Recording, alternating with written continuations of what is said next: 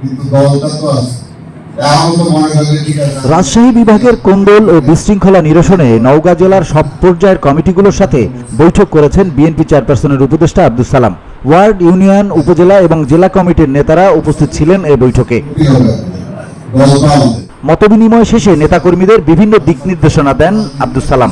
বলেন, দলের ভেতরের বিভক্তি জনগণের মধ্যে প্রতিফলিত হয়, আর এতে দলের ভাবমূর্তি নষ্ট হয়। তাই বিভক্তি দূর করে ঐক্যবদ্ধভাবে সামনের দিকে এগিয়ে যাওয়ার আহ্বান জানান এই বিএনপি নেতা। আপনাদের থেকে শুনবো এবং শুনে তারপরে চূড়ান্তভাবে আমি আপনাদের আমি আসার আগে চেয়ারম্যান সাহেবের সাথে কথা বলছি যে কি করতে হবে, কি করা দরকার। আবার আপনাদের সাথে শোনার পরে আমি চেয়ারম্যানের সাথে কথা বলবো এবং চেয়ারম্যানের সাথে কথা বলে আপনাদের সিনিয়র নেতা যারা এখানে আছে আমি সবার সাথে কথা বলছি। কেউ বলতে আপনারা আমি কথা বলি আর কেউ বলে না যে না আমি সহযোগিতা করবো।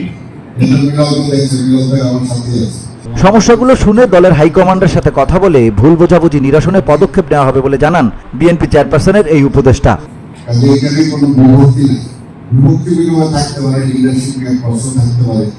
এই মুহূর্তে আমাদের এগুলো কি করে কিভাবে সবাইকে আমরা টানতে পারি, সবাইকে জায়গা দিতে পারি, সবাইকে একত্রিত করতে পারি, এটা যেন আপনাদের কথা শোনার পরে আমি চেয়ারম্যানের সাথে কথা বলবো, তারপরে সিদ্ধান্ত নেবো এবং সিদ্ধান্ত নিয়ে আপনাদেরকে জানাবো। আমি তো বিশ্বাস করি চেয়ারম্যান সাহেব তো দল ক্ষতিগ্রস্ত কেমন কোনো সিদ্ধান্ত তিনি চান না। চেয়ারম্যান সাহেব চাবে যাতে সবাইকে নিয়ে গল্প করা যায়। এই জন্য কালকে 7টার সময় আপনাদের সাথে বসবো, আগামীকালকে 2:30টার সময় রেগিতে সবার সাথে দেখা হবে, একসাথে আমরা হাঁটবো। বিভক্তি দূর করে ভারপ্রাপ্ত চেয়ারম্যানের বার্তা জনগণের কাছে পৌঁছে দেওয়ার আহ্বানও জানান আব্দুস সালাম। আপনাদের কথাগুলো বিওডি বাংলা নিউজ ডেস্ক।